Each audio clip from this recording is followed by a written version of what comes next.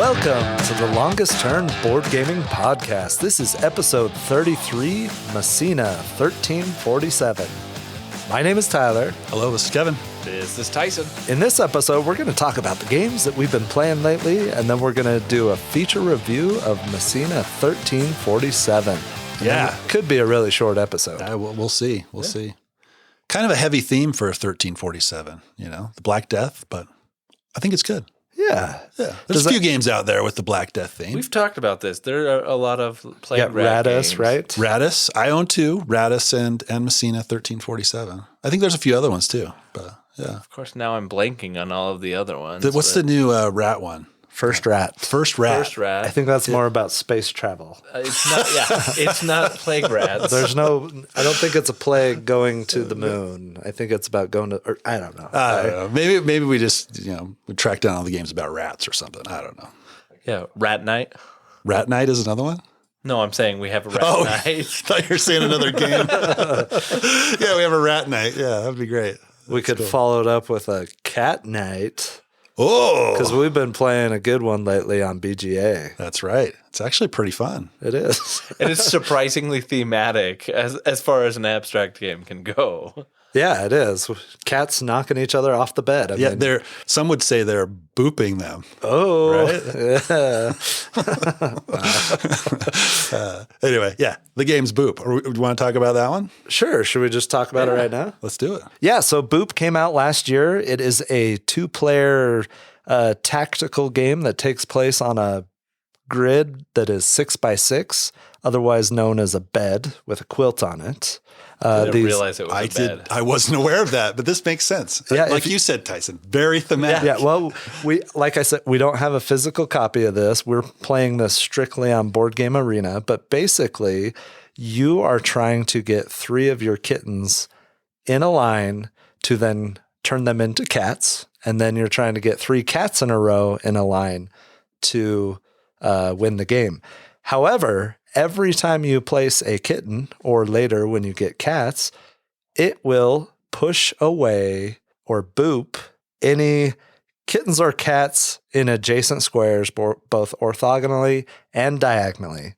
So you're pushing cats all over the place, whether it's your own or the person you're playing against. Like I said, it's a 2-player game, very simple. You're just trying to line up 3 of your kittens to convert them to cats, and they come off the board, and then you're putting a mixture of kittens and cats, maybe converting more kittens to cats, but ultimately trying to get 3 cats in a row before your opponent does, right? And there are times where you boop your own kittens and cats off the bed or the board. Sometimes you want to, because maybe the position of your cat is not where you want it to go. You get it off the board so you can put it on the board again. Surprisingly, a lot of strategy to this one. Right? Yeah, there's some interesting choices to make here, which at first, when the grid or the bed is empty and you're like, I'm going to put 1 kitten on this board, you don't really see that strategy until you start seeing cats fall off the bed. And I would say, we did say this was thematic, right? And maybe the whole lining 3 kittens up to turn into a cat is not the most thematic. That sounds kittens through osmosis come catapede. Super cat. Yeah, exactly. It's a what-a-pede? A catapede. Oh my gosh.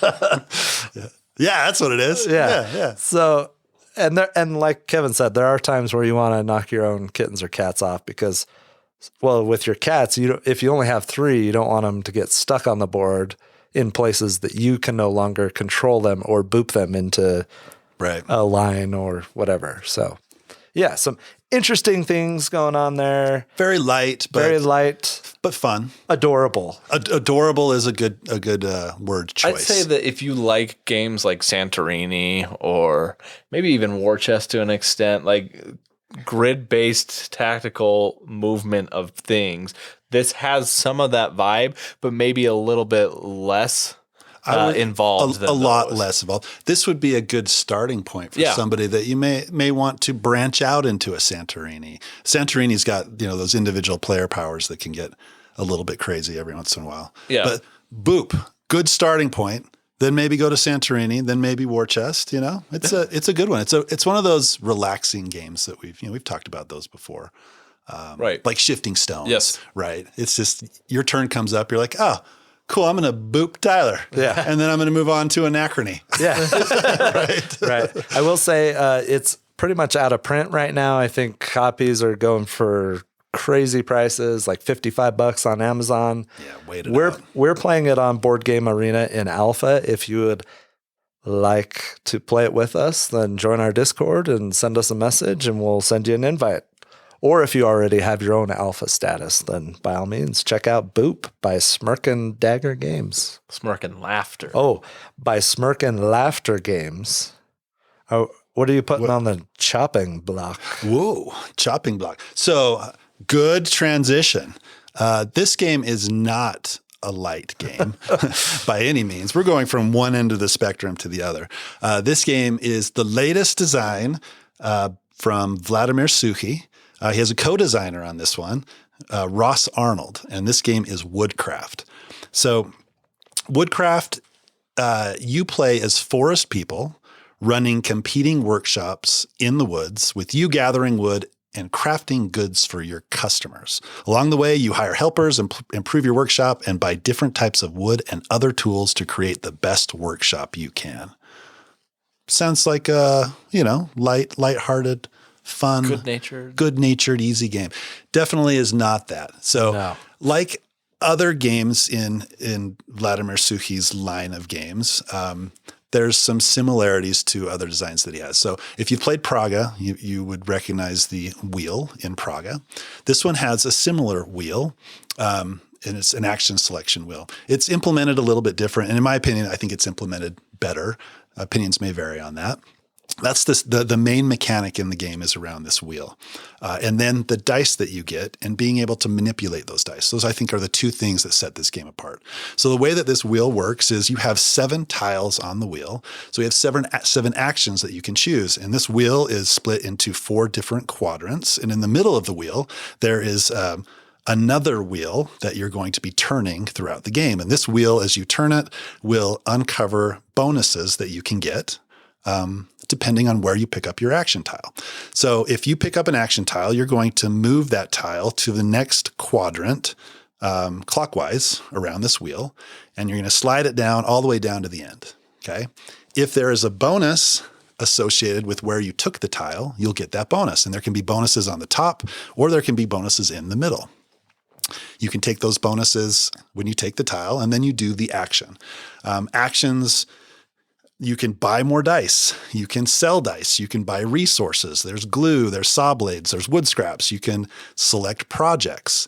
That's the main thing you're going to be doing in the game is completing projects. You can plant trees. You can upgrade your workshop. You can recruit helpers. You can do all kinds of different things. What you're trying to do is get dice and then use those dice to complete a project. You're building something out of wood, right? A violin or a box or a birdhouse or whatever. So the way that you complete projects as a free action, if you have the right number of dice with the correct pip values on those dice, and there's 3 colors, there's the brown, there's yellow, and green. And if there's any glue that you need for that project, you need to make sure you have that as well. You turn in those dice to the general supply, and then you complete that project. You get bonuses for completing the project. You can move up on income tracks, or you get dice, or you get various things. The cool thing about the game is that you can manipulate those dice. So as a free action, you have saw blades. You can graft. You can glue. And if you have a saw blade, for example, you can cut a die in half. If it's a 6, then it becomes a 3 and a 3, or a 5 and a 1, or any combination of those two. If you have additional saw blades, you can continue to cut up those dice. And that's very useful and very helpful because it'll help you get to the number of dice and the pip values that you need to complete your projects. Which is a struggle. It is a struggle. Yeah, it can be difficult to do. But I would say that's probably the most interesting mechanic to me in this game that is unique. Like you said, Kevin, a lot of if you've played any Suchy games, you can recognize some of his mechanisms in this game, and you can see how they come together. There wasn't a ton of new stuff that I was like most Suchy games we've talked about has like a distinct mechanic that I'm like, that is interesting and revolutionary and new to me.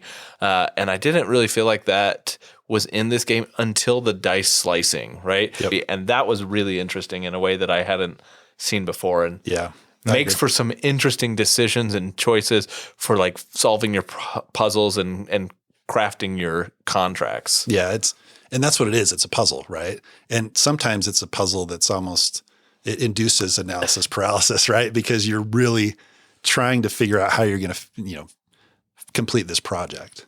And it's interesting too, because there's only 14 turns in the game. There can be more than that. You can turn in these lanterns to get an additional turn. Again, similar to Praga, where you turn in the windows or whatever, the window panes. Yep. But there's a limited number of turns, and you're trying to maximize your turns. And you have these bonus free actions that you can do, which make your turns, more meaningful, and you can do cool things. But really, you're trying to maximize the number of turns you have. I will say this game seems like, we've only played it once, seems like it can be fairly punishing if you get behind on your blueberries are the currency. If you get behind on your blueberry production, and I think you ran into that, Tyson. That's exactly what happened for me. Yeah. I felt like the first half of this game, I had seen a way to get things done.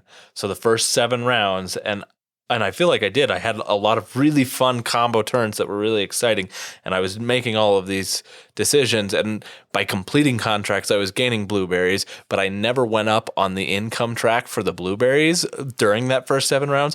And then by the 7th round, going into the 8th round, I basically ran out of blueberries and was scraping by for the rest of the game, trying to find ways to get blueberries and do different things. And it made it a lot more punishing because I didn't have an income engine built throughout the game. And that, I think, was on me because I wasn't aware of what the strategies in the game were. But like, it basically cut my pace in half, and I couldn't do anything in my turns. I felt like I started out at a snail's pace. Here's Tyson doing turns where he's turning into contracts, and I'm like, how do I get a saw blade?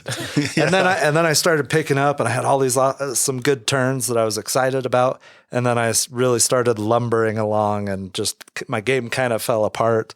I would love to get this back to the table, though. My gosh. What? You would. You were lumbering. This is by far, I think, the most complex Vladimir Suchy game that we've played, or that I've played. It was very unforgiving. I would love to get it back to the table. There's definitely a lot to explore and figure out here. Yeah, it's one of those games where I was thinking about it the next day. Like, oh, that was cool. I could have done that different. I can experiment with that.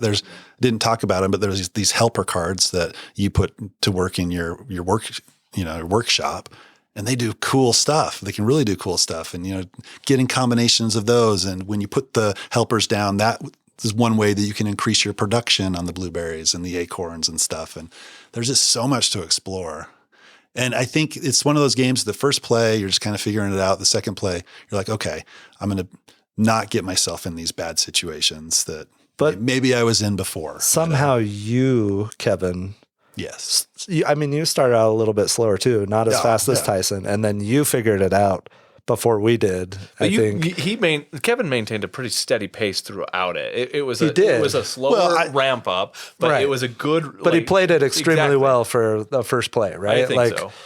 It was brutal and it was punishing. I think he ended up beating both of us by he almost 30, lapped 40 me, points, yeah. right? Like, which never happens. Whatever.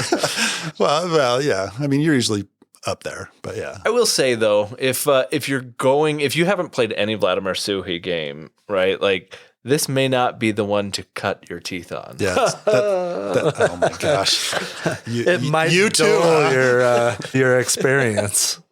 But in all seriousness, I like this is not the Vladimir Suchy that I would pull out if somebody is not familiar with Vladimir Suchy games. The fact that there are a lot of similar mechanisms to some of his other games help you to make those connections quicker, I think, and understand how the game plays a little bit better.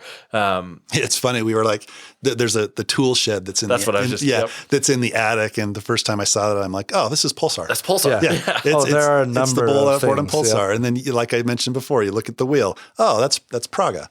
And there's some stuff that reminded me of Messina as well, which obviously we're going to talk about Messina a little bit later. But every Vladimir Suchy game I've played, there seems to be some hint to it in Woodcraft, which is not a bad thing at all. I don't think. I think I like when it reminds me of an Uwe Rosenberg type game, right? Where thinking about that as well. He takes all of these great mechanisms and then puts them all together to make an even greater game, or makes one game out of it, like Patchwork. Right? It's like, oh yeah. We are going to be talking about 2 of his games in this episode, and I think naturally after we do the feature review of Messina, it would be interesting to kind of rank the games that we've played. I'm interested to hear your guys' thoughts on what those are. Yeah, I'd be interested in hearing that as well. So that is Woodcraft. Well, we were just in the forest cutting some wood, right? Yeah. Let's travel deeper into the wilderness, into the wild, as it might be, and talk about a game that I've been playing lately called Wildtails. Whoa. Who publishes this one? It's Button Shy. Whoa. Surprise. Okay. Cue the Button Shy music. There is Button Shy music. Then really cue it. Yeah. Let's do it. Okay, yeah, let's do it. But no, Wildtails, A Pirate Legacy is the game I'm talking about. I told in our last episode, this was the game I was excited about, right? I got it and I quickly played it. That's one of the benefits, obviously, of Button Shy games is they're easy to quickly get to the table. And off my shelf of shame real quick, my shelf of shame list that we've gone for this year, I still haven't gotten a single of those games off our list. I got one of Kevin's off. Yeah, I got one of mine off too. I would have thought you would have been getting Darwin's Journey to the table since. Right. Oh, wait a minute. Arrived. It's still on a ship. I checked the tracking on that one. It's still on I have a question though. Do you actually remember Tyson talking about this game? Wildtails? Yes, but only because I threw together the notes for the last episode. All right, we're going to check in periodically to see if you're actually listening. He vowed to listen in the last episode. No, I remember this game. Yeah. So yeah, okay. But you were checking my. I was checking. Yeah, I was checking to make sure you're. I thought you were implying that you don't remember this at all. No, I remember because I'm the one. I listened. All right, Wildtails. Okay, go. So I won't go into because, as has been said, I just talked about it. I won't go to too much depth about this game. All right. So yes, the game I am talking about is Wildtails: A Pirate Legacy, and as has been mentioned, this is a Button Shy game, meaning it's an 18-card game, an 18-card legacy experience. This is a game designed by Dustin Dobson and Milan Zivkovic, and it has anthropomorphic animals, which is why it's called Wildtails. It's really fun art, I think. Actually, you have in the game a number of different cards called threat cards, and the threat cards are each scenario you're going to go through and you're going to have a different threat. The threat cards in this game specifically, you can have like Raiders, the British Navy, American Forces, or Commodore Na, who is a beaver, which is really kind of cute, I think. But I think the art is really fun and kind of evocative, and you can see like the different animals representing their nations or their crew, and it's fun. Anyway, moving past the art, each game, what you're going to be doing is you're going to be addressing one of these threats. So, for example, in the first scenario, you're going to be going after raiders. I'm not going to go into like the spoilers of the game. And to be honest, there's not a ton of spoilers. There is an online campaign book on a website. So it's not like all the rules are contained exclusively in this wallet. You have to use a kind of companion storytelling app. And they have a story going throughout it.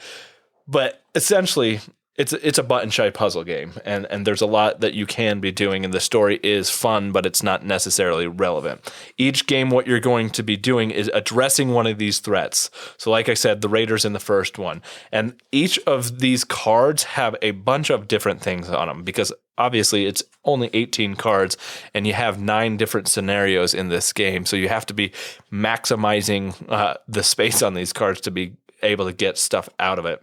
Each threat, what they have is they have the threat card, and each round you're going to be checking if they're threatening you. They're trying to capture cards. So essentially, if you run out of cards to draw from the deck, you can lose. And each card from the deck has these different scenarios. They're scenario cards, and on them, think of like Scythe encounter cards, where you have multiple different options of things you can do on them. This is kind of like that, but each of these have a different type of resource on them. Anyway, there's a lot of things that are going on. You're trying to exchange resources and going back and forth and create this this puzzle, essentially, of trying to manage how many cards remain in the deck versus completing certain accomplishments. On the back of each card, there's a different type of thing. So you can have like a crew. You're gathering a crew, establishing a captain, having a map, gaining explosives, building your hideout, different things like that. And you're trying to complete these objectives before time runs out. I thought at first when I started playing this game that it was pretty simple, and I was doing great. I beat the first 2 scenarios unscathed and did well. I'm stuck on the 3rd scenario right now. I've played it twice, and I've lost both times because the threats are capturing cards, which makes it harder for you to be able to do things throughout the game. Anyway, there's a lot going on in this game for just being 18 cards, and I think it's very hard to kind of visualize at first how this game plays. Even playing it and reading through the rules, it was hard to figure out how it went until I started playing it. I started to see the decisions that were made, and there's a lot of decisions. This is probably one of the more complicated and depthy 18 cards games that I've played, but I'm really enjoying it so far. So it's scenario based then? How many scenarios? There are 9 different scenarios, and on one of the cards there is a scenario map. And so you have you're trying to beat all 9 of these different scenarios, and by the end of it you get a certain score, similar to like other legacy games, where you, depending on how well you did in those scenarios, you're going to earn an overall score, and you can either be a smuggler, a pirate, or a legend on the seas. So do you have to beat the scenario to move on, or no? You do have to beat this. You have to beat the scenario. That's the big issue that I have right now, is that I haven't gotten past the 3rd scenario because I keep losing at it. However, because it's 18 cards and it plays relatively quickly, and essentially you're doing the same thing over and over again anyway, there is some stuff. So like in the game, you'll have an Empire card, and the Empire card has you're building like your stronghold. And you could also potentially be building out your ship and things like that. And you put stickers on that card to improve it and get it better and things like that. So there are stickers and things on here that improve it. So things do change up. And I think there are mechanisms in here that I haven't encountered yet that will unlock. There's a sleeve in here that has a bunch of sticker sheets, presumably a card, and maybe some other stuff in there that you're going to unlock as the campaign goes throughout it. So it gives you the full legacy experience, but in an 18 card package. Nice. Cool. But yeah, that is Wildtails, a pirate legacy from Button Shy Games. Okay, so we're going to go from the forest to the open seas to the desert. For the game that I'm most excited to talk about, this is Dune Imperium, and specifically I recently got the Immortality expansion and got a couple of plays with it and the other expansion, Rise of Ix, with my son in the past week or so. I was blown away by this. It is absolutely amazing. If you don't know what Dune Imperium is, then you need to lay off the spice. But it is a fantastic area control deck builder game in the IP of Frank Herbert's Dune. So most of the game takes place on Arrakis. It's a fantastic game by itself, but when you add in the Immortality expansion. I was blown away by it. It is incredible. It adds a few things in that are just awesome. The main thing that it adds is a new market to buy cards from. So it adds the Tleilaxu row, which in Dune, Tleilaxu, they're like another faction, right? And they do genetic engineering and hybrid creations and organ harvesting and some shady stuff, right?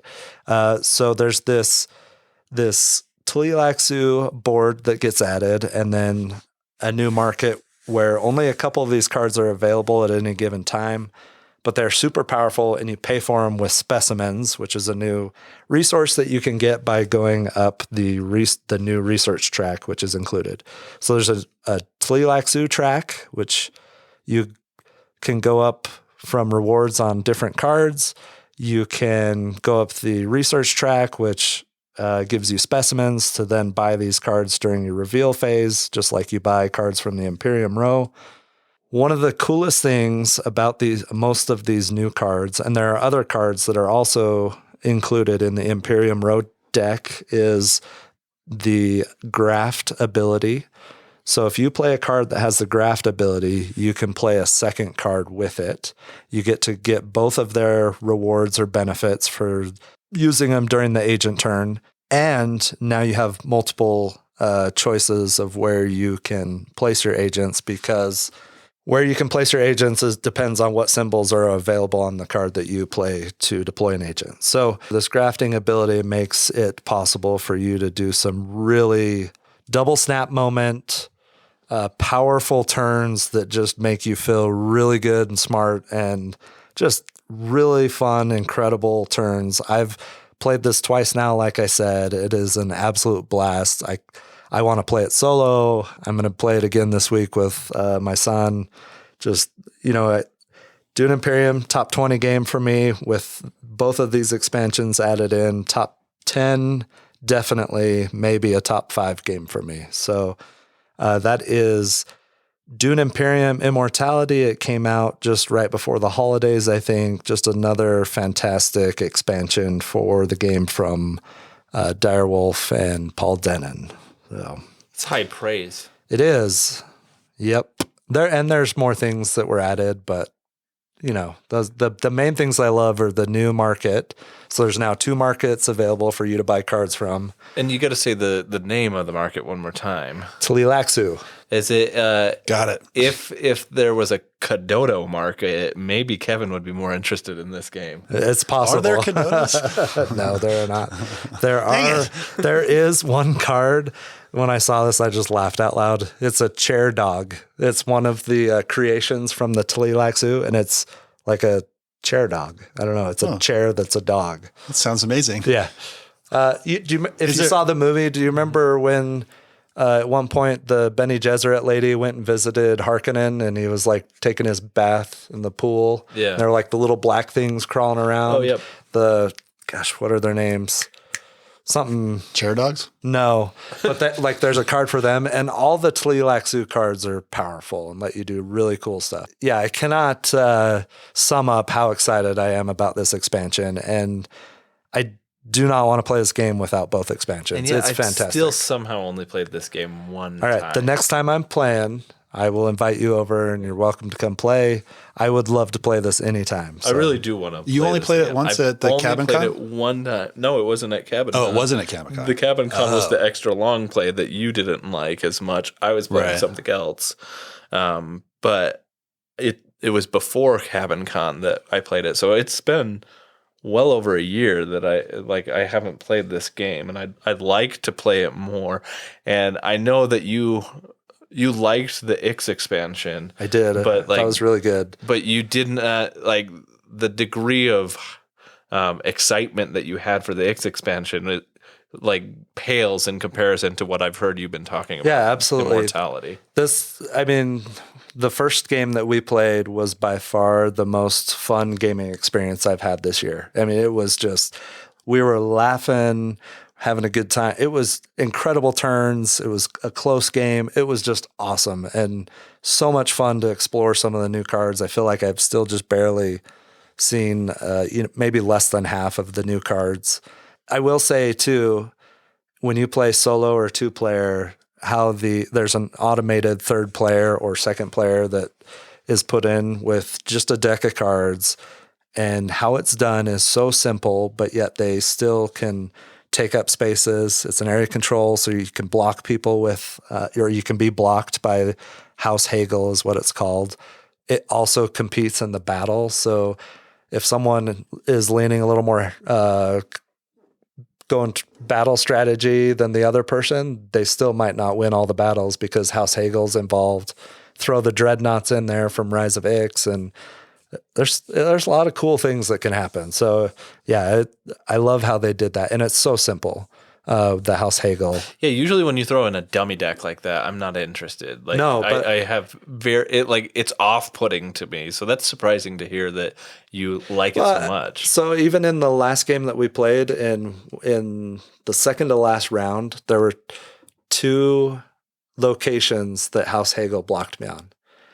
But it doesn't feel bad, because if I'm seeking those spaces out, chances are if I was playing a 4-player game, other people might be seeking those locations out. So if you get blocked at something like that, then yeah, it's random, but it's also random what someone else is going for, right? They could randomly block you and you not see what they were going for. I don't know. So it does not bother me at all. I've been blocked by it at key moments. I love how it's implemented. I love how quick it is. As far as like adding time to the game, Rise of Ix added like maybe 5 or 10 minutes.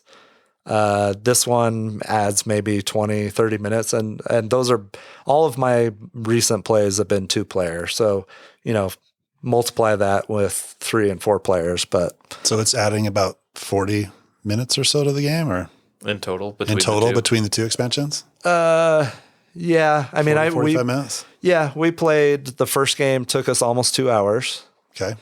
And it was our first game in a long time. So we were looking up Rise of Ix, we were looking up House Hagel, we were looking up everything.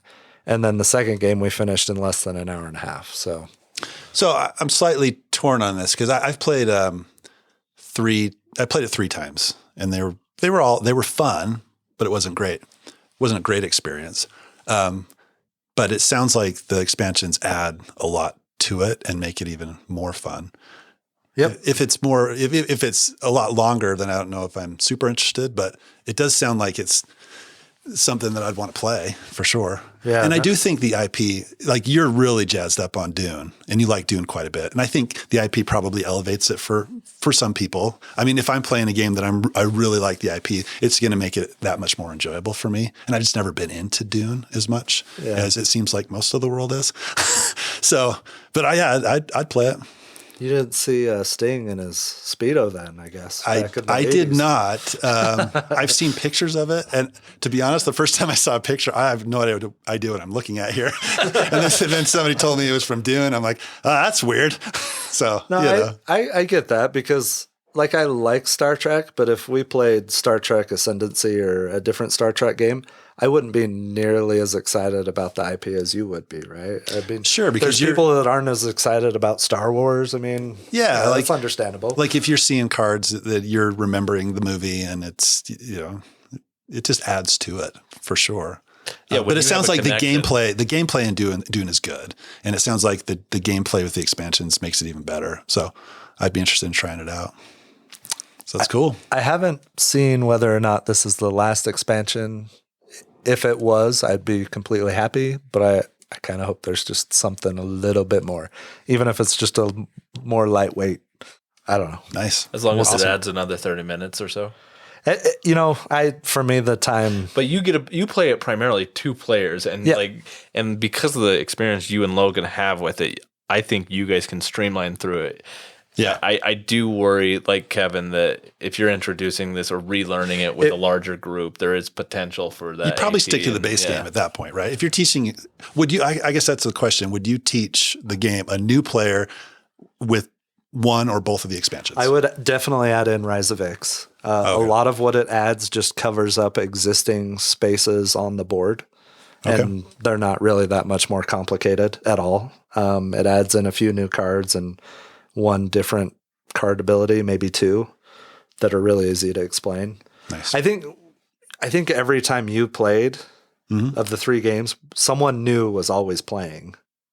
I think so. Yeah, probably. But like if the 3 of us played this a few times, I don't see why we couldn't get it done in almost the same amount of time that Logan and I play a 2-player. That is so fun. We have this conversation so often. It's like, oh, this game, it took a while. It was a learning game, like 3 hours. But if we played this game more, we could cut that down to an hour and a half, you know? I mean, same thing. We said the same thing about Woodcraft. Yeah, about Woodcraft. Like, exactly. This took forever, and the rules teach was long. But there are a ton of rules, but we could knock a ton of time off right through it. Yeah. It's just that the problem that we play a lot of games. We play a lot of new games. So it's like revisiting the old games that we want to play over and over again is a little bit harder. Yeah. But when they're on something like BGA, a game that is implemented on BGA, we have the opportunity to really explore that. That's why we get excited when it's on BGA. It's like, oh, Messina's on BGA. Or I was thinking about this. A lot of the Suchy games are on Yukata. Yep. I'm hoping that Woodcraft eventually makes its way there. Yep. That's I do as well. So that's cool. Sounds fun. Yeah. That's Dune, Imperium, Immortality. So let's see. Speaking of, we went to the desert. We're going to head back to the U.S. here. Okay. We've talked about this game a lot. I won't talk about how it plays, but just an experience that Tyson and I have had, along with a few of our listeners, Depth Perception and Timbo Mojo 2000. We got into a game of Railways of the World, and this is the transcontinental map, where it combines the original map of the eastern United States and puts it together with railways of the western U.S. and creates this massive, epic game, right? Just a few of the rules, highlights of how this is different. You first start off in the eastern U.S. When a certain, I think, amount of empty cities gets taken, and it opens up the western half of the U.S. One interesting rule tweak is when the western side of the map opens up, you can sell back bonds, which is kind of cool. I did that a few times. Well, I sold back a few bonds. Just the one time. I don't know how beneficial it was to me, but it was a little bit of a twist that was like, that's kind of cool. Another thing that's interesting is you go through the scoring track and you get to the point, as in any other game, that you have a income of 10. And for basically half of the game, you have an income of 10, right? So it slows down your expansion. You have to plan for that. Well, it's a parabola effect, right? You're building that engine up at the start of the game and it goes up. And then you come and you are at the height of it. You have like all the money and all the things that you can be doing. But then as the map opens up more, you start to lose that income and you're going downhill now again. And it was super interesting though. It's like you have to build up your network. I actually took a bond out like when the game was almost over. Which I have never done that before in any game of railways. Like usually you have like 50 or 60, coins you can spend, and when you're auctioning player order, you're like, I'll just do like 40, and so you make sure you get it. But this was a completely different dynamic doing it this way. Well, and if I remember right, you took that bond out so that you could increase your engine, so that you can deliver further. Which in this game, like, you need a high level engine to be able to deliver stuff because your network stuff is starts huge. to disappear across the map, and your network gets larger and larger. And so you're like, I need to make sure that I'm up there high. But if you don't get that early enough, then you're going to have to take out a bond because those get more expensive to increase your engine. I wanted to get to a level 8 engine because if I had gotten to an 8 or 9, I could have delivered a couple more and they would have given me a lot of points, but it wasn't worth it to take out a three bonds to be able to make up the difference between, like, I had $5,000 that I was earning each turn anyway. So it was this interesting decision where I want to upgrade my engine, but I don't think it's wise to do that. I'm not gonna get enough out of that upgraded engine to make it worthwhile. Yeah, it was just fun. Like we played this over a month, taking 4 turns a day or whatever, and just to see the ebb and flow of this game and how it worked out. I had a big lead to start off. I got some major lines completed. I cut over the Appalachian Mountains. You got most of the major lines on the East Coast. I did. And I'm like, I got this game in the bag. Yeah. And then somehow Tyson had the monopoly on this, the Southeast. And I took all the cubes just from sucked it everywhere. dry. He just sucked it dry. He came back, and then for a lot of the game, I was in the lead, and then Tyson, and then I was, and Tyson, and then just right at the end, I was able to pull it out at the end. It was just such a cool, epic experience. It was fun. So I have a couple questions.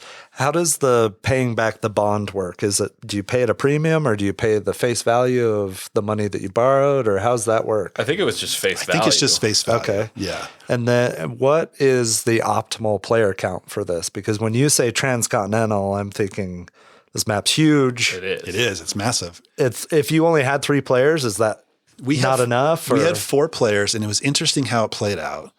We kind of had our own little sections that we went to. I was in the Northwest, had my own little section up there. Tyson, like we mentioned, was in the Southeast. Because it's so big, you kind of go to your spot and do what you need to. do. But at the same time, if you see somebody that you're trying to get to the most valuable spots first. That's what it is. When you're building west, you look and say, okay, Denver's got a lot of good stuff I can deliver. I'm going to make a beeline for Denver and then start delivering out of Denver. But the West is more spread apart too. It is. So it's harder to build out that way. Was Promontory even on the map? Ogden is. Promontory, it is. Yep. Nice. Yep. Oh, Because that's where, that's where the trains met. Transcontinental, The Transcontinental Railroad. was The completed. Golden Spike. Yeah, there's your history lesson, America. I have been to And the the Golden world. Spike. Have you been to the Golden Spike? I did not ever go there. Was that like a school field trip? No, my family went there. Oh, nice. Yeah. It's like in Box Elder County or something, Yeah. right? Right. Yeah. yeah, because that's a good reference point for most people who have no idea what it is. Oh, Box Elder County? Oh, yeah. Okay. So do you think this game would be better at like higher player counts? I think so. I don't know actually. But I because enjoyed it at 4. I thought it was great. Agreed. I think that whatever player count you like playing the Eastern or the Western map alone at, it's going to do well at, because similarly, you can't, even though you can see the entire map from the beginning, you can't build into the West until a certain point in the game. Yeah. So you're still having to build out on the East Coast the way that you would most games. But if you want to make that transcontinental connection and do stuff like that, those decisions become slightly different throughout the game. Now, I will say in this game that we played, Kevin and I think it was Tim blocked me out like hardcore in like the It was first awesome. turn. And I was like, you gotta be kidding me. Yeah, he was trying to go up the East Coast, and I'm like, nope. And there were plenty of other good options, but they both just went in on it. And I was like, you gotta. The coolest thing for me, though, was that was one of the first few moves of the game. It was. I delivered those goods cubes up from, what was it, Maine?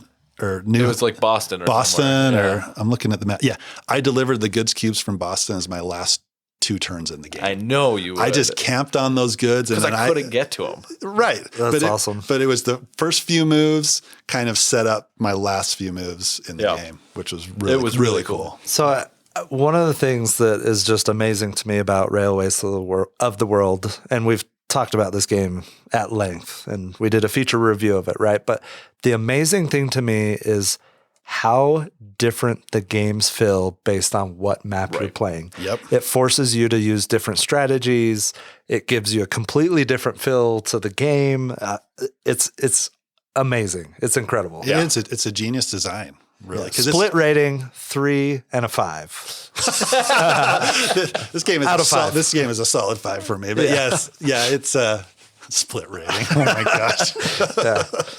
Yeah, it is. The maps just change the feel completely, which is fun. I got to get all the maps played. I think there's maybe one I haven't played. The What's the new one that came out? Australia. Australia, yeah. I haven't played Australia yet. Yeah, they need to add that to Board Game Arena. Yep. Yeah, I would agree though, Tyler, that the maps feel vastly different. And when it comes to the transcontinental map, even though you've maybe played the East or the West, the experience is different because they're both together and they're doing it. The other thing about it that I thought was really interesting was once the Western half opens, any goals or anything that was uncompleted, like major lines or whatever, cards that have objectives on them that are not completed, they are removed from the game. So you no longer can complete those major lines. You no longer can get those. And the other thing that I didn't realize that really impacted my game and hurt me and gave Kevin, I think, that the win ultimately was that you can't use cards from the West to populate cities in the East. So like you can't put a city tile on any gray city card. You can't do that with Western cards. I didn't even realize that, right? And because it I was just so many points. I was camping out west. Exactly, because you had a Western presence and I had no Western presence, and it was interesting. I think this. I don't know. I need to play this one again because I think this one also has the potential where that you may be trailing in the game. Like most of the games we've talked about, one of the big flaws of Railways of the World is that when you're out, you're out. When you're out, you're out. Yeah. And especially happens at higher player counts. But that wasn't the case in this game because Tim was out. I thought Tim was out of the game. I thought he was a long time. Yeah. And then towards the end, he just like ramped it up, and he was within like 6 or 7 points. You were 135. He was 128. Yeah. Which I looked at that. I'm like, huh? Yeah. So this one may kind of solve that problem. Granted, it's going to take you a long time to play this. So it's a beast of a game, but it could. There's a potential to come back, I think. Have you guys already started another one? Not yet. I would love to be in the next one. Yeah, let's do it. I'd be absolutely. I know we got Sweden going right now, but we've had Sweden going as well. Multiple Sweden. Like I said, this game took over a month to finish. Yeah. And we were taking multiple turns a day. Yeah. So, yeah. So that's, we've talked about railways again for what, 20 minutes? we got a good 15 minutes or so. Obviously, we like this game. It's a good one. So if you're into railways, check out the transcontinental map on BGA. And if you're really crazy, then play it on the table. If you have the space. It's a hard 3. Yes, Tyler. Don't invite Tyler. Yeah. I would gladly play, but don't invite Tyler. Yeah. So I think that wraps up what we've been playing lately. We've had some good discussions about some of the games that we've got to the table recently. So yeah, let's move on. Let's get into our mainstay of this episode, Messina 1347. And to kick us off, we've got Kevin with the rules. Messina 1347 was designed by Vladimir Suchy and Raul Fernandez Aparicio. It was published by Delicious Games and plays 2 to 4 players. In Messina 1347, players take the role of noble families with land holdings in the countryside around Messina. They attempt to rescue people from the plague, putting infected people in quarantine and putting uninfected people to work on their estates. As the plague in Messina worsens, the players will build small, independent communities while attempting to control the plague with fire. Players will also have the opportunity to defy the plague and return the rescued citizens to repopulate the city. At the end of the game, the player who did the most for Messina is the winner. To set the game up, hex tiles are placed in the play area in a certain pattern depending on player count. Port tiles are also placed with the boat in one port that has brought the plague. Messina is played in 6 rounds. Initially, every player has 3 lieutenant figures and will get 3 turns per round. Later in the game, some players may have more lieutenants and they will get more turns. The round ends when all players have used all their lieutenants. On a player's turn, they complete 4 steps. For the first step, a player will choose a hex and will place their lieutenant on it. After the first round, all lieutenants will be on the board. In subsequent rounds, lieutenants will be moved around the board to adjacent hexes or possibly further if the player has enough money to move them. The second step on a turn is rescuing citizens. If there is a citizen on the hex, they will be rescued back to your estate. If a plague cube is on the hex, the citizen will be put in one of 4 quarantine huts. If there is not a plague cube, the citizen will be put in the section of your estate that corresponds to the 3 citizen types. You can rescue nuns, aristocrats, or craftsmen. The third step on your turn is fighting the plague. If there is a plague cube on your hex, you have the option to fight the plague. To fight the plague, you must burn it with a fire token. Each fire token will remove 1 plague cube. Multiple plague cubes on a hex can be fought with multiple fire tokens.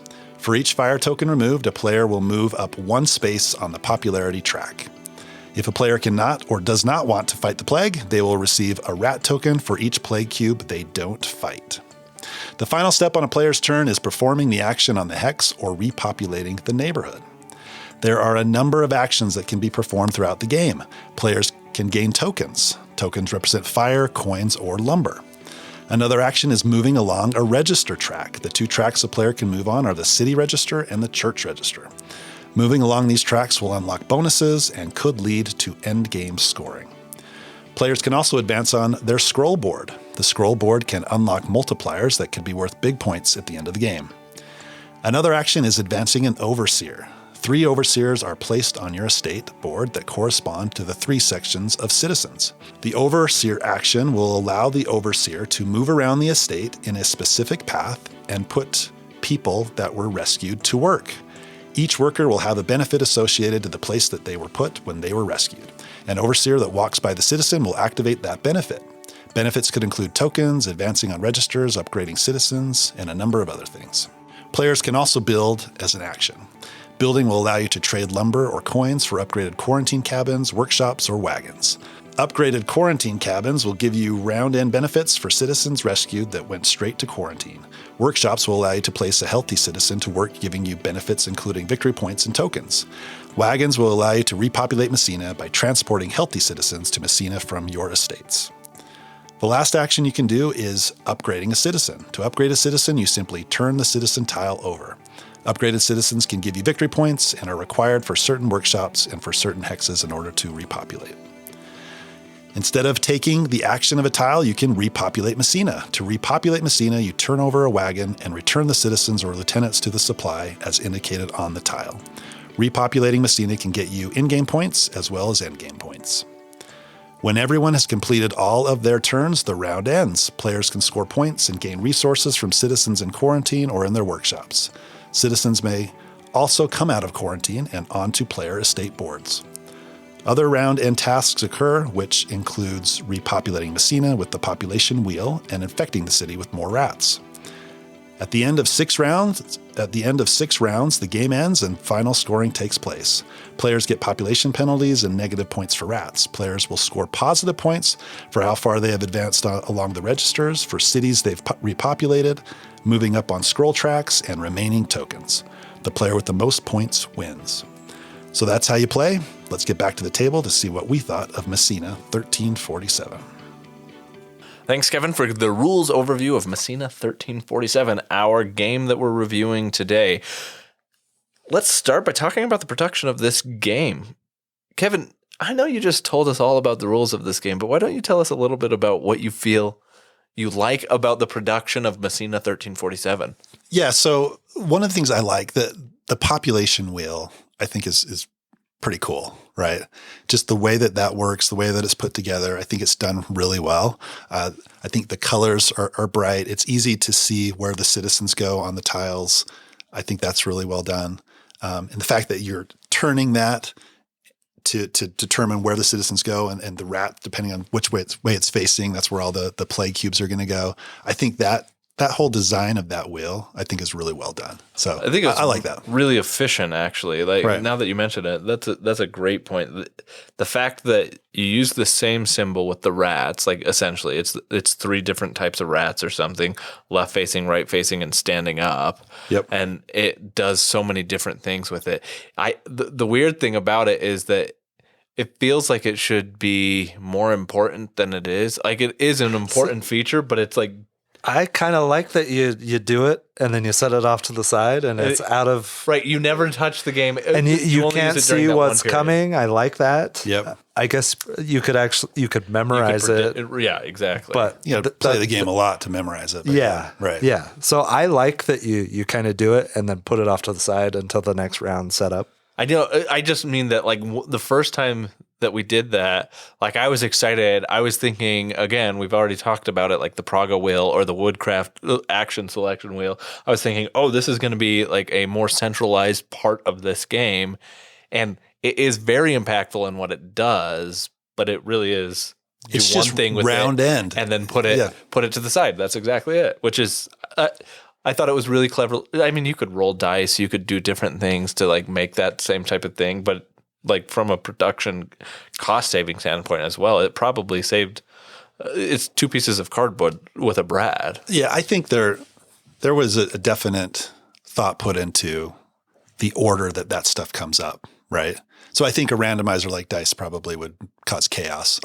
Yeah, but I think there was a definite thought put into, okay, I'm going to turn it here. This is where the rats go. This is all the people are populating in these areas. I think that's a central part of the game for sure. Yeah. But I think it's just a really smart way to handle it. Yeah. No, I thought agree. that was cool. I like the art.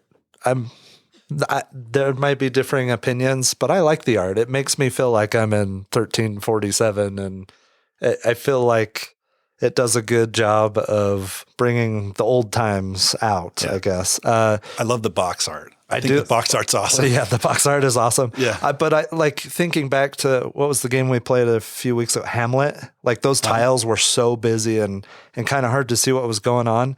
These tiles, they're very clear. You know exactly what's on them, and it's easy to tell what you're going to be doing. It's just easy to see the tiles and what they do. I agree with that. The actions are very clear. That square in the upper left of the tiles, you know exactly what you're going to do. When you go to that tile, you know the options that are available to you. No, I think that is really clear. You know the repopulate area, like it's very clear. You don't have to squint to see it, or it's very clear. I agree with you, though. I also, Tyler, like the art a lot. I think it's well done. I think even the first game that we played on the table, I don't think you were there, Tyler, but that was one of the things I said. When we first started playing, I was like, I like this art. I think it looks really nice. But I really don't like about the art is that it makes it so that it's hard to see some stuff on there, particularly your what are they called? Citizens? The citizens. When you put a citizen on there, it disappears. Disappears into the art on the tile. It's hard to see for me anyway. It was for me every time, and I can't So we were talking about the wheel that like tracks your productions and the things that come out from round to round. And I remember when you have citizens that you're going to be placing, I remember multiple times where I was like, oh, I didn't even know that citizen was there.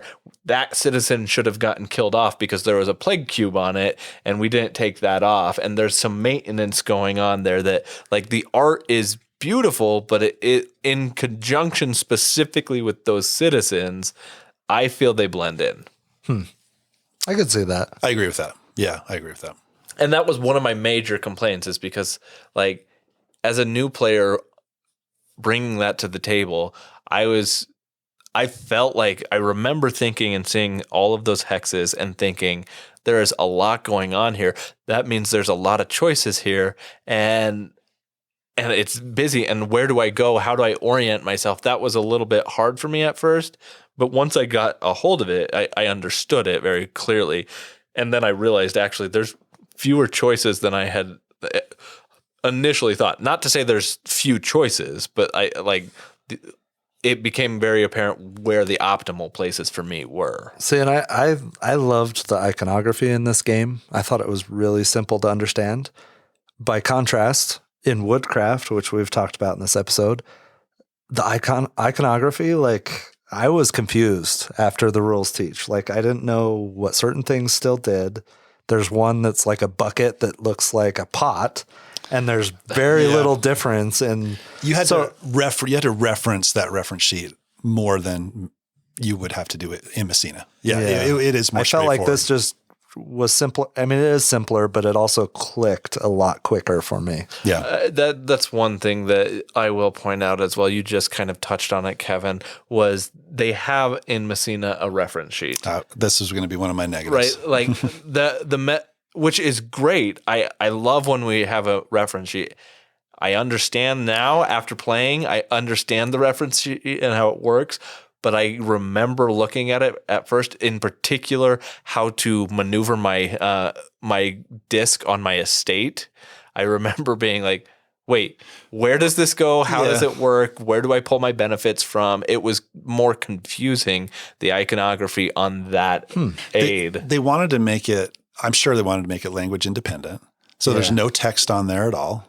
I understand why they did it, but the reason why you have a cheat sheet is mainly for new players so that they know what to do on their turn.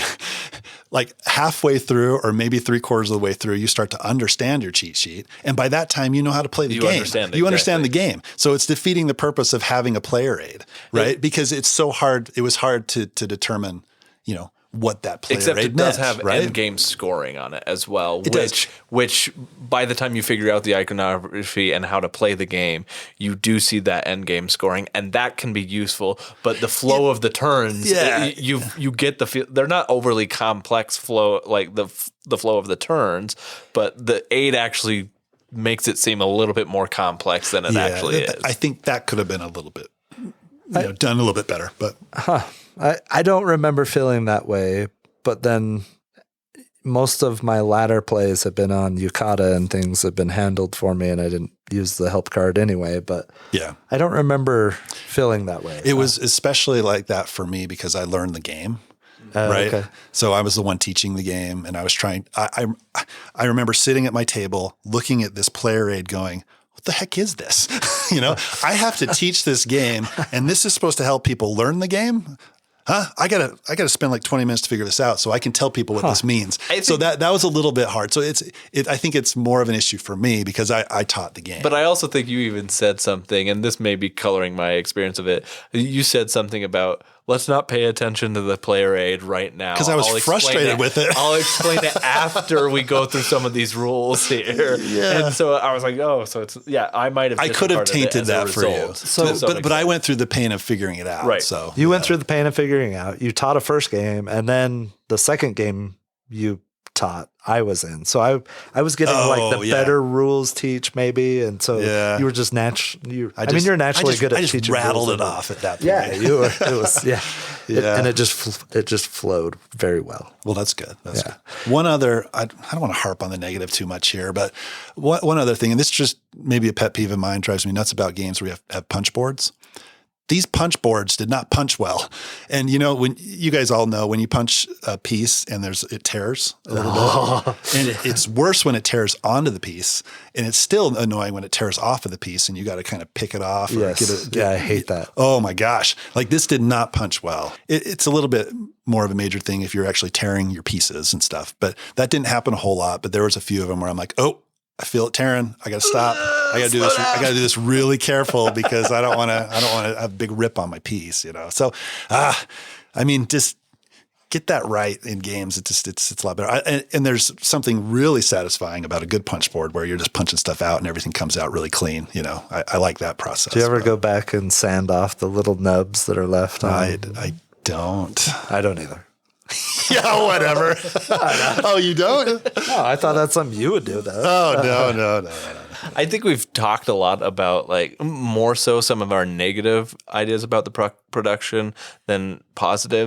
And I don't want that to sound like we're negative about the game because I think more than this it's a good production. I don't think it's a great production. It's not the best production I've ever seen, but it's a good production. There are just a few things in there that stood out to me as being a little bit, of the noteworthy things, there were a few more noteworthy things that I didn't like than the most noteworthy things I did. At the end of the day, it doesn't take away from my enjoyment of the game. Maybe it's a little hard at first to see the citizens.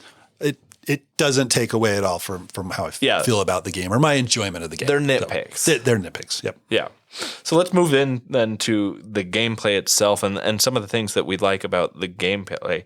Tyler, why don't you start us off with some of the things that you like about the gameplay of Messina 1347? So I think my favorite part of it is obviously I would consider the most important part is the action selection. And you deploy your workers, to a specific tile. And then in later rounds, you're moving from those tiles to adjacent tiles or staying on the same one, depending on which action you're going after. I think that creates some fun moments to plan your round out with your workers, trying to line up a sequence of actions with other people's turns mixed in. That could blow up your plans. Right. Yep. You could completely block someone off from part of the board, especially if they don't have coins to move additional spaces. So there's some definite strategy. And I think the heart of the game is the action selection on the main board. This game definitely, of all the Vladimir Suchy games I've played, is probably the most interactive. I think there's a higher amount of player interaction, and like you just said, Tyler, you can have like moments where you can block them out. Obviously, it's a worker placement game, so you can take places that somebody else wants or occupies or things like that. But that's usually the extent of the interaction. But exactly. Right? Like underwater cities, oh, you took my spot. Yeah. There's no area control. There's a little bit of that, like you mentioned, Tyler. There's a little bit of area control here, right? There is, exactly. There's a little bit more, which that is something that I like about this game. The other thing about that hex action selection board that I like is once you have all of your lieutenants out on the board, they stay on the board. You don't ever really recall them back to you unless, unfortunately, you are trapped. Then the only way to get it out of a trap scenario is you take it back, get some coins, and then you have to redeploy it anywhere later. And you also lose the game because you're not playing very efficiently. Probably, right? Yeah. I don't think I've seen anybody ever actually take that action because it's probably not the best action to take. But what I love about keeping your meeples on the board is that at the end of the round, they all lay down. They stay where they are, but I think it's really cool that you're planning not only where am I placing this meeple for this round and how is this meeple going to impact me right now, but what are the things surrounding it that are going to impact me the next round. So the depth of planning is enhanced because I'm going ahead and making a decision about, okay, well, if I place this here now, it's going to get me this benefit. But I also know that in the next round, I'll need this benefit. So I want to make sure that I'm close enough to it that it's not going to cost me extra resources to get. And that's random every game because all the tiles come out in a different order every game. So every game you play is going to be a little bit different. One of the things I like is the estate board and the overseers. I think is really cool. And you can set up some really powerful, fun turns, especially if you get one of those overseers upgraded and you get to a spot where you can activate 3 of your citizens in one move. Like you can get a coin and get some lumber to set yourself up to do a workshop action or, where you can buy something, either an upgraded quarantine hut or a workshop. And then you can upgrade a citizen that then goes into one of your, workshops that's going to give you points every round. It's just, those are really satisfying turns and really cool turns. And it's one of those things where you're setting it up for a while. And then when you do it and it pays off, you're like, wow, that was really cool. So I like that estate board. I think it's fun. And it combos so well. This is probably my favorite thing about Vladimir Suchy games is the ability to make me feel powerful because I can do lots of things on my turn, right? And the estate board combos really well with the actions you're taking on the main board area. And you can combo that then with the tracks, right? The 3 tracks on the scoreboard, you can combo with those. And so everything you do, if you set it up just right, it's this domino effect where I play this, then I get this, then I get this, then I get this, and that all cascades into this really satisfying moment where you're doing something that's really exciting. And I love that about this game in particular, but Vladimir Suchy games in general. Yeah. One of the things that I love is that how the player order is determined each round is different. It's sometimes based off of tracks. It's based off of victory points. Victory points is another track essentially. Yeah, exactly. But it switches it up. Plus, there are additional setup tokens that you can use that change the order of how those come out from round to round, from game to game, right? Right. Yeah. I think that's awesome, and I think it's brilliant. Yep. Because a lot of times it's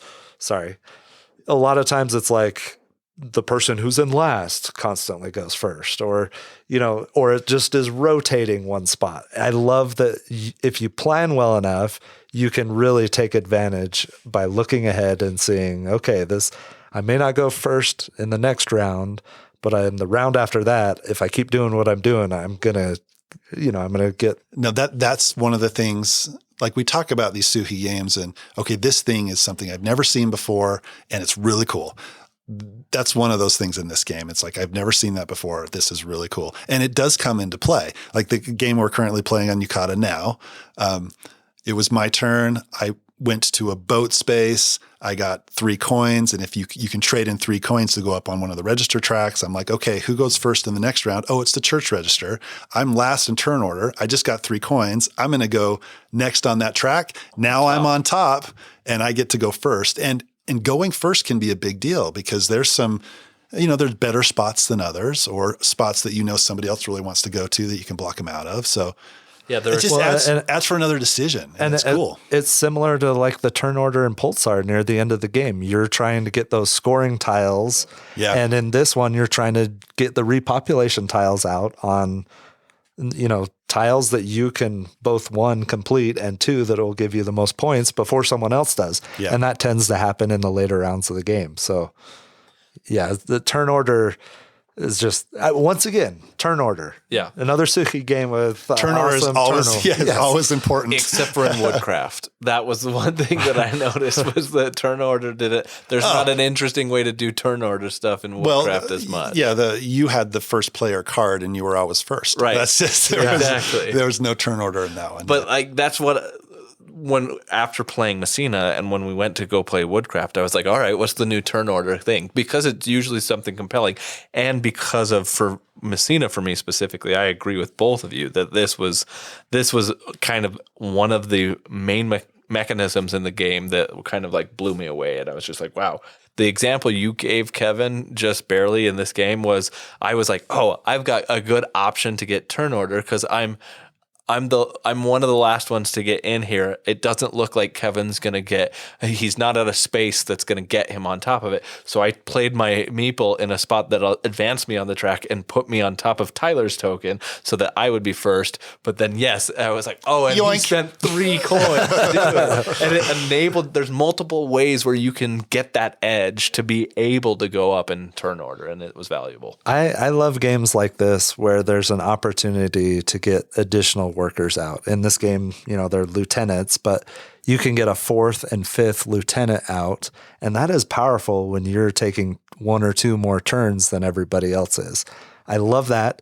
Along with that, I also love that the overseers, you can power them up and get those rewards that we've talked about from all the little nuns and aristocrats and craftsmen, right? Like, both of those things are on different tracks, but yet they feel very powerful. Yeah, and I don't necessarily think you need the extra lieutenants. I think it's very powerful if you do. But I mean, we played a game, Tyson, and you got at least 1 extra lieutenant, maybe 2. I got them both. You got them both. Yes. I focused on upgrading my overseers, which is basically getting extra people, lieutenants, right? Because you're doing extra actions. Yep.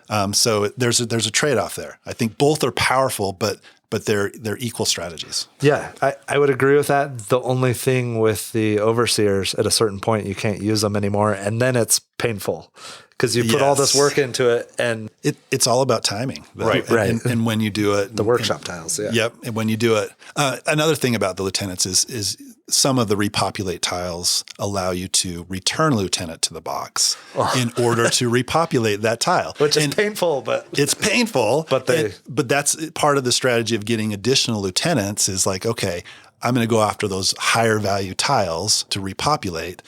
it's going to be painful to get rid of one, but I still got 3 left, or I still have 4 left. It's not going to be as painful for somebody that only has 3 lieutenants, right? Yeah. Yeah. For me, we haven't talked about it really. Fire is really important. Super important. I've been waiting super for important. my opening for fire because I love fire. Because you need to fight those rat tokens. Otherwise, you're going to take some huge penalties at the end of the game if you are going into plague infested tiles, doing those actions.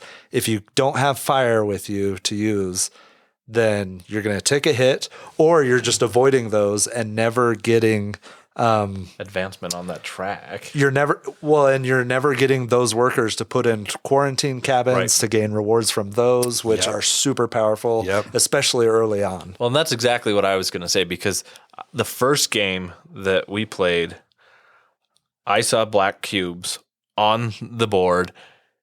Kevin explained what they were. Neither of us had played at that point. And I thought, well, that's black cubes called the plague. Got to avoid it. That seems like a bad thing. I need to avoid that and not touch it. But it was really interesting because that game specifically, we played with Ben, and Ben ended up just going headstrong into plague cubes early in the game. He wasn't afraid. And he was like, the things he was doing on his turns, I was like, oh, wow. Look at these combos he's making. Look at the things he's doing was cool. because of it. It made it like, we talked about Wonderland's War recently, right? And we talked about the madness tokens and how they're just a inherent bad thing no matter what. That's what I expected from these plague tokens at first, was that they're just a bad thing and you got to find a way to get rid of it. But I love when a game can take a bad thing and make you want to do the bad thing because there are benefits to take from it. And this does it so well, I think, that when I'm using fire, I can do different actions that are going to combo, that are going to give me benefits in my quarantine huts. It's going to give me benefits by going up the track, or maybe even victory points in the latter rounds. Like, I intentionally go after plague tokens at a certain point in the game because they're so valuable. And if you don't go after fire or ways of collecting fire early on in the game, you're really handcuffing the rest of your game. Because you can get the rat tokens. Right, I mean, you can take them. And that's one thing. Sometimes you get in a bad spot. If you're later in turn order, then like in the current game that we're playing, all the fire spots were taken. And I'm like, oh, okay, I'm going to go here. I'm going to get a rat because I need to take this action. There's a trade-off there. It may be an action you really need. You don't have a fire. You get the rat. But that's fine. It's not too much of a penalty. But if you look at that little table, if you start loading up on rats, that's bad. Trouble. Plus, it's like negative 21 points at the most if you get too many, right? Yeah, you're not going to win there. No. But then you also go down the popularity track at the end if you have rat tokens, which can be, negative points that way as well. Plus, in the 5th and 6th round, it takes 2 fires to take out 1 rat token. I mean, fire is important in this game. Yeah. I think that takes me into wanting to talk about a couple of negative things, to include exactly what you just said, Kevin, the rats, and it's a double negative. When you get a rat token, not only is it going to potentially get you negative points if you have more than 1 rat token, I don't like that it's also knocking you down on the popularity track, because you're not attacking it. And so for me, like, it gives this feeling of, well, I'm already getting punished because I had to take a rat token, but not only did I get punished for the rat token right then because I'm going to lose points, but I'm also getting knocked back on the path. It's thematic, right? The people are saying, hey, you're not burning this plague out of my city. I don't disagree, but it doesn't feel good when that happens to you. And sometimes you really can't avoid it, particularly if it's in relation to turn order. Right, and that's what I ran up against in this last game. My biggest issue with this game is that I love the turn order. So, like, when it's one of my highest things about this game, but it's random in the first round. It's random in the first round. Mm-hmm. And because of that, if you're playing a 4-player game, the first one we played, I was last in turn order by random chance, which is fine. except for all of the spots that were valuable were quickly taken. If you look at the difference between a 3-player setup and a 4-player setup, you have like in a 3-player setup, I think you have like 2 or 3 different tiles per person that is there. But in a 3-player or a 4-player game, you have 1 fewer tile accessible to you than what is available in a 3-player game. So your choices are limited in that. And I ended up getting nailed for that. Yeah. And it's a little bit hard too, because you can put your lieutenant wherever you want to start the game. So you do get like a coin bonus if you're later, if you're like 4th, but that doesn't really benefit you as much. Because the coin really, because the coin's main use, you buy things with it, but you also get more, you can move further with your lieutenants on future turns, right? And you don't get that benefit with the coin in the first round because you're putting your lieutenant wherever you want to put them. So it doesn't really count as a bonus. You in can, the first though, round. potentially buy a quarantine hut or a workshop with that coin, right? Exactly. It's luck of the draw of what comes out. And in the game that we played that I'm thinking of in particular, I was last in turn order. I got the 1 coin. Everybody else took either fire or wood. Mm-hmm. And so I couldn't get fire or wood, which means that I couldn't have constructed, and then I couldn't do stuff because the tokens or the spots that had things had plague tokens on them, and I couldn't fight the plague, and so I'd have to take a rat in the first round. 1 rat's not terrible. And I did take 1 rat in the first round, but then I couldn't do everything because there was another spot that I needed to get to be able to finish my construction. So I couldn't construct in the first round. Yeah. I didn't get to be able to construct in the second round, and so I didn't have a building engine going until the 3rd round, which by that point, I think this was the game we played where Kevin had like 8,000 billion points in the he almost lapped me in points before the and Dan came up from Colorado Springs and played with us. Yeah. So it sounded like to me your possible negative there is that in a 4-player game it felt a little crowded to start out. If you're late in turn order. If you're later in turn order, which could be applied to a lot of games that we play, I think, in reality. But it could. I mean, like, it just seemed a lot of games have a better benefit, though, if you're later in turn order or something. I don't know. When we've played Hansa Teutonica 4-player and I'm 4th player, game over. I mean, I know you can come back from that. That's how you feel, I guess. It's how you feel, and I think that's how you felt. Well, and I don't think that's going to be the case in every single game of this because, like you said, Kevin, there is some randomness in what buildings are available, so it may work out. The distribution of plague tokens is random, so that's not going to happen in every game. And the actual positioning of tiles is randomized. So it's not going to be an issue every time. It just so happened that it was an issue in that game. And with that game, I believe I scored 36 points. What were the other scores? I've never seen a score lower than 80-something in any other game. Yeah. Yeah, I don't know. I don't have enough plays to know if that's an insurmountable thing. I don't think it is. I don't know if it left a bad taste in my mouth from that game. I can completely understand that. I could say similar things about Woodcraft. Right. But do you want to have anything negative, or can I go? Or not really. The only thing I have. This is a possible negative because I haven't explored it enough, right? And it's the boats. Yes. The boats seemed underwhelming to me. They feel a little bit like masks in Teotihuacan. Little bit.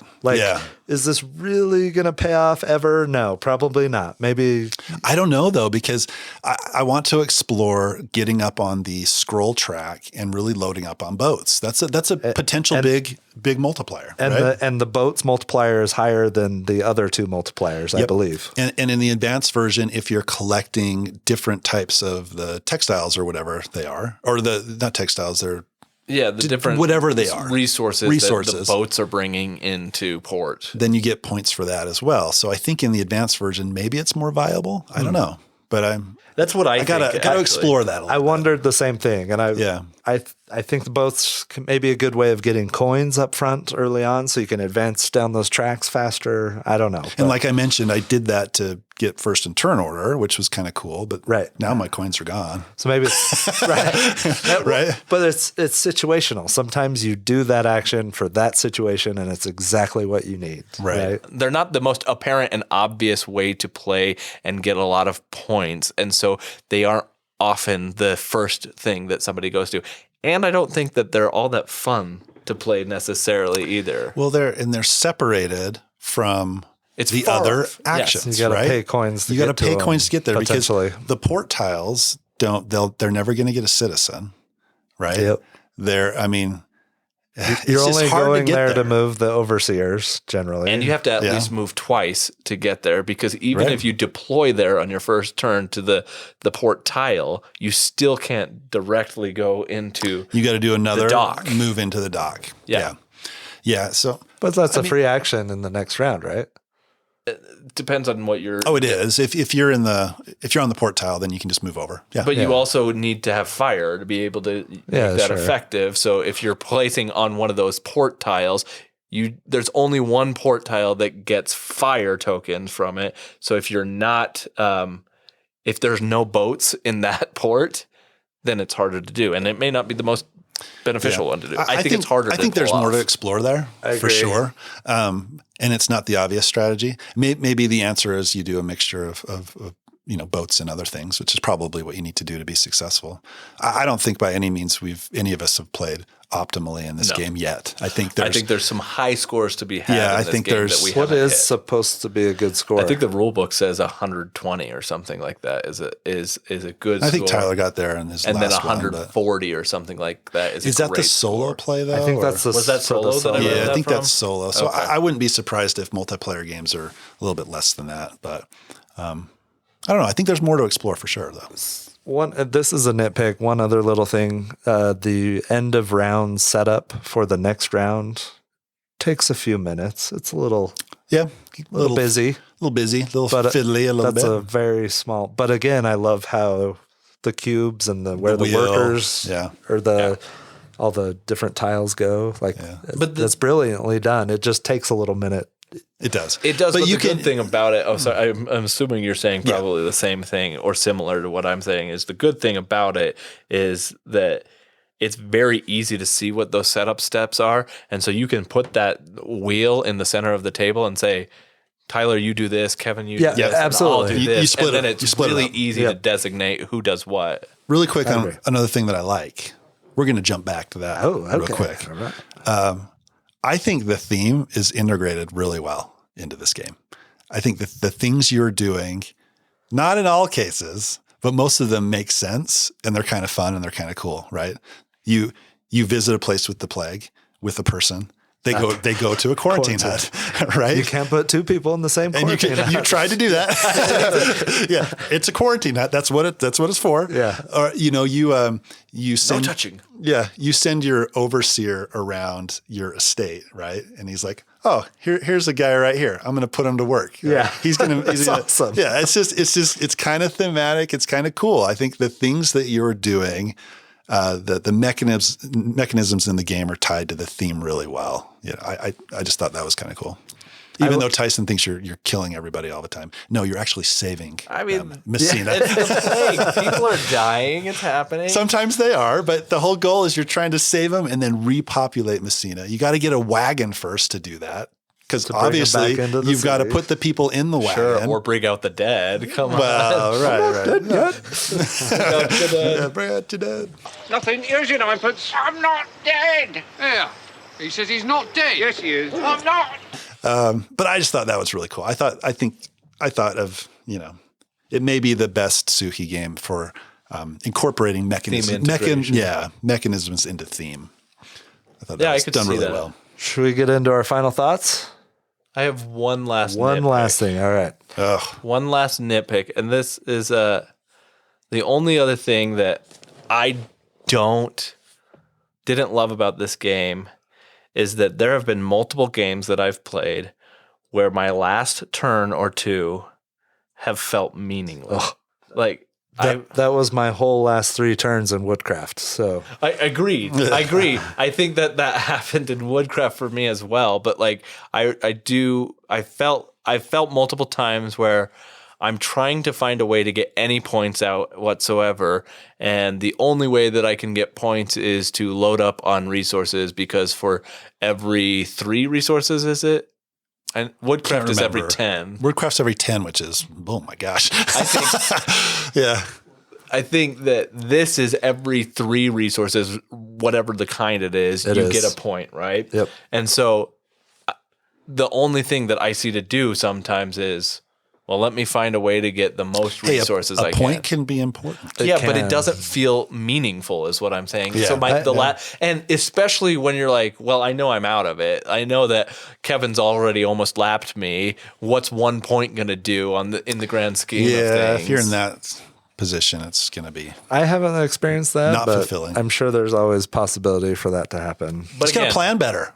I do think that there is some of that. Don't plan like I did in Woodcraft. But that's the problem, is that one game that I'm thinking of that really kind of soured me on some of the stuff. Ultimately, I think it was not an issue of planning. It was an issue of circumstance. I'm interested to see what your score is going to be. Yeah, Let's I'm very interested. Yeah. Let's jump into that. Yeah, let's move it to the final our final ratings. So let's do the final ratings. We'll give our final thoughts, and then let's each go to ranking of Suchy games if we can. Let's do it. At least all of them that we've played. And our scale is 1 to 5. We didn't actually say that in our last feature review game. Episode that we people were did. just thinking If that you we just were tuned into that one. Yeah. Oh, he gave a 5 out of 10? What the? But you were saying so many good things. Yeah. So it's 1 out of 5. If it's absolute trash, it's a 0, but we'll probably never review a game and play it that many times that is a 0. So Yeah, there's a good chance we're going to like the game. yeah. Yeah. Right. Yeah. Who wants to go first and saying their I want to hear scores? Tyson first. Yeah, you go first, Tyson. I'll go first. So No split ratings. no split ratings. Okay. Yeah, that's a not Tyler allowed. thing. Yeah, that's a Tyler that's thing. terrible. That was only for a look back. It wasn't for a feature review. Oh, okay, gotcha. Yeah, but you've had that split rating on the same game, and now you've changed that split rating in this very episode. I was joking. My overall experience with this game, I think, has been positive. I like this game, and I like what it does. Like I said early on, this game makes you feel powerful in a lot of ways when you can set up a turn that has that cascade multiplying combo effect. And there's a lot of different ways to do that. And I love that about this game. I really like the interaction between the main board, your estate, and the score track area. I think there are multiple very interesting places to look and see and do things. I think that the more I've played, the more that main board isn't feeling as exciting to me as maybe my estate and the score track, but I still love to see what tiles are coming out and how they're randomly placed, and I like that modularity of this game. I think this game is really well done, and you're not going to be upset playing this game.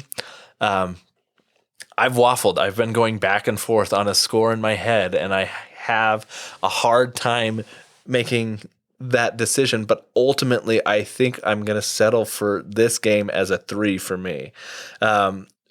Because I think there are I've had multiple situations, not just the one game we've talked about, where I've been, I think, a victim to circumstance in this game, and I felt like there was no way out. And that may just be because I can't see how to get out of it, and it may just be a me thing. But like, I've felt like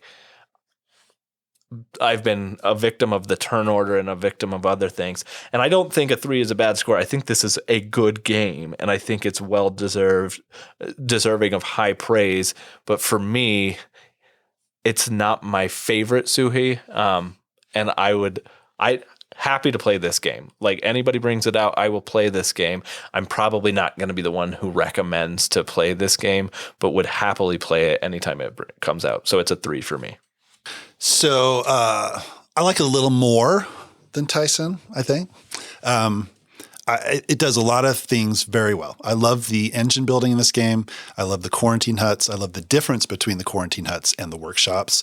The fact that you're sending workers into quarantine, it takes 2 turns to get them out, but you can get benefits for them being in there is really cool. You're planning ahead for when they do come out and where you're going to put them is super interesting. I think there's multiple paths to victory in this game. I don't think there's a dominant strategy that I've seen yet. I think, one game I loaded up on workshops and quarantine huts, and I was getting all kinds of points. Tyler did something different. I don't remember what that was, but he made up a lot of points at the end, and he ended up winning by like 1 point. It was, we did drastically different things, and it was really cool to see that result. I thought that was a lot of fun. Like I mentioned, I think the theme comes out really well. It's a dark theme, but I think it's a cool theme, and the mechanics are tied to the theme. Few nitpicks on the production, but it does not detract from my enjoyment of the game. So I really like this one. I don't think it's my favorite Suchy. I'll get to the ratings of those in a minute, but it's up there, and I like it a lot. I'm rating it a 4. Didn't quite make it to 5, but I think it's a solid 4. I'd play it anytime, and I'm glad I have it in my collection. I think I feel similar to you on this one. I second basically everything you said. I think it's there's a couple of things about this game, right? There's no buzz about it. There was no real buzz about when it came out, and hardly anything in the past year and a half or 2 years since it's been out. There's just not been a lot about it. And I think that's unfortunate because I think it's a great game. The second thing I was going to say, this has a complexity score that's almost the same as Woodcraft. And I just don't see that. I think this thing feels way more intuitive. I think it's much more enjoyable. The next time I play Woodcraft, I'm going to take an Excedrin before we sit down to play. This, it just was easy to pick up, easy to understand, and yet it's got a complexity rating that's similar to Woodcraft's. I love the progression of the game. I loved trying to get your engine going, like Kevin mentioned. I love when you get to the point by the 5th round and the 6th round, you're trying to repopulate. I love the progression from building up your engine to getting to that point. I love how important fire is, and I do feel like there is not a dominant strategy. We talked about the boats being, maybe a little less important, but I think especially with the advanced variant, there's more to explore. And maybe they are just situational where you do them when you absolutely need something that will benefit what you're trying to do immediately at that point in time. But I just, like, we've talked at length about Praga. We did a feature review of that. There felt always and still feels like there's a dominant strategy. I do not feel that in this game at all. I love the overseers. I love focusing on them. I love focusing on the different building types. I don't feel like I'm playing a solo game when I play this game, right? There is a lot of interaction in it, and I really like that. There's some Euro games where you might as well be playing by yourself, and that is not this game. I really enjoy it. I have enjoyed all my plays. I love that it's on Yukata, that we can explore this even more. I'm giving it a 4. It is also not quite a 5 for me. Maybe that'll change with getting advanced variant going and exploring that more and being able to play this constantly on Yukata. Like, I'm excited about that. I really enjoy this game. So it's a 4 for me as well. So then let's move into how we rate all the Suhi games, right? That we've played. I haven't played Last Will. I haven't either. That's the one I'm missing. And it's been a long time. So I can't really, that's going to be at the bottom for me. Only because it's been so long since I played it. But it's one I really want to play, and I love the theme of it. Yeah, I love spending all your money, and it's cool. Yeah. It's one I want to play, but I haven't had the chance yet. I was going to say, I really haven't played all of his early games. It's all been the second half of his publishing or designing career those are the ones I've played. Same. And I have only played Underwater Cities on Yukata. I've yet to play it on the table, which that's a hard experience to go off of. And it is not an easy. So I'm gonna leave Underwater Cities off of my list. Tragic. because I don't think that I can give it a proper experience based off of what I've played yet. So of the games that I have played, my favorite game of all of them is easily, hands down, going to be Pulsar. Pulsar is my favorite Vladimir Suchy game that I've played to date. I love the theme. I love it. Everything about the mechanics that are in it. It's my favorite. Then I'd say that second would be Praga. Knew it. It would be Praga. Then it would be Messina. And then Woodcraft. Woodcraft simply because I've only played it the one time so far, and I like it, but I've liked my Messina plays better than I liked that play. Yeah. So in general. Okay, so number one is Pulsar. That's a fantastic game. I don't remember where it ranked on it was like top 5 for me. Love it. Love every play that I've played of that one. So that's number 1. 2 is Underwater Cities. Love Underwater Cities. Love that it's on Yukata. Just super fun. You're building something that is your own in front of you. You're getting cards. You're building up your engine. Just really cool. Love Underwater Cities. That's number 2. Number 3, that's going to be Woodcraft for me. I had a really enjoyable first play. You did. You guys did not enjoy it as much, but I things worked out well for me in the end, which it was just really fun. And the whole, the dice manipulation, cutting the dice I had not seen that before. I just thought that was so cool, where you have your, you can cut them up, you can splice them, you can glue them, you can do all kinds of things to get to what you need. It's a puzzle, and it's not an easy puzzle, but when you figure out that puzzle, it was just really satisfying and really cool. So I'm excited to explore that one more if you guys will play it again. Oh, I absolutely will. So that's number 3. Number 4 is going to be Messina. I think 4 will be Messina. I won't talk about that one anymore because we've just talked about it a lot. And then it will be Praga, number 5 after that. And then, like I mentioned, Last Will is probably going to be higher if I had played it more. I played it a few times, but it's been a long time. So that's my rating. So for me, I don't think it's a surprise that Pulsar 2849 is at the top. That's my number 1. I would go number 2 to Messina 1347. And then followed that by Underwater Cities. And, we recently have started playing Underwater Cities again on Yukata. And at first I was just like, ugh. But by the end of the game, even though I was trailing pretty badly, I was like, I can't wait to play this again. So Underwater Cities is definitely, I think, right almost neck and neck with Messina for me. Then for number 4, I'm going to say Praga for now. But that's the caveat that I've only played Woodcraft once. I think Woodcraft definitely has potential to be as good as Underwater Cities and Messina. But that first play was brutal for me. So for now, Praga is above it. But I definitely think Woodcraft has the most potential to move on this list for me. Yeah, I would say that as well. And Kevin, you said that our experience was not as good as yours, and there's no doubt that that's not true. But this is not like I did not leave Woodcraft the same way I left, say, Imperial Steam. In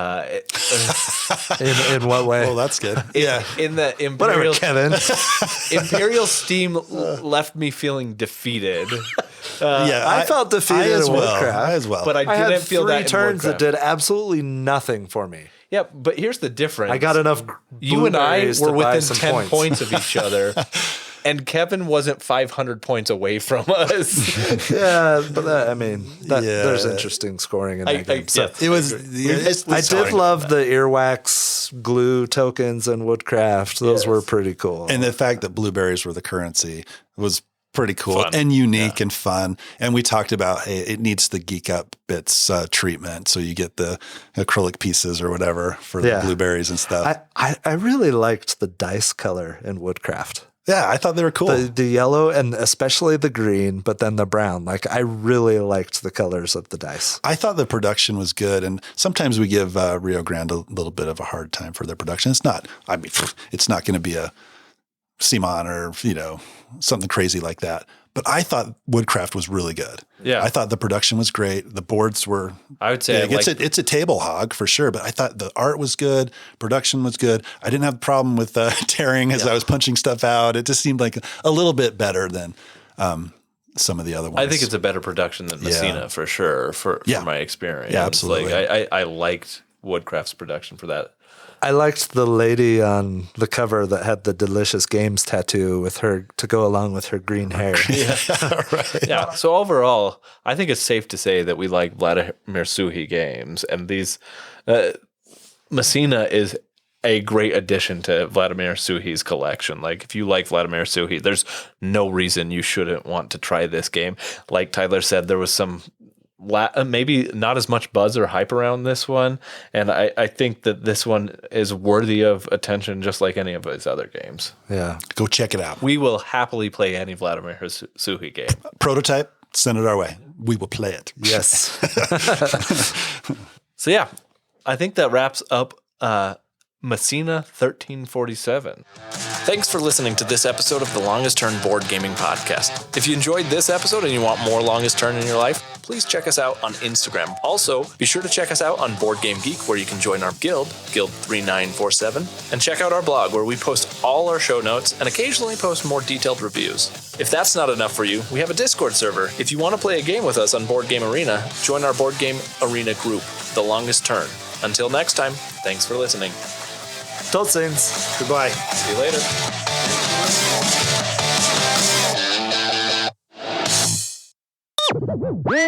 Feature review of Messina 1347. Then we're going to talk about, in this episode, we're going to do, it's one of those nights. We're going to have outtakes. Yeah. We didn't have outtakes last episode. We didn't. We got to get some in there. Well, if you want to talk about it, I don't know. Okay. Boop. That was really loud. Boop. Of what it is, other than I'll say this is a pirate legacy game in 18 cards. I really hope that was good. What the heck happened? What was that? That's my ring. Sorry. Yeah. Apparently my phone It's is now February. powered up. It's Santa Claus is your ringtone. Gotcha. you spread a cheer all Can we interrupt him more on this game? We're going to make up for the outtakes of not having them last episode. Oh my gosh. The overseer action will allow the overseer to move around the estate in a specific path and put quarantine cabins, workshops, or wagons. Upgraded. Like you're Sunday. Yeah. The big show in April. Big Show. Macho Man Randy Savage.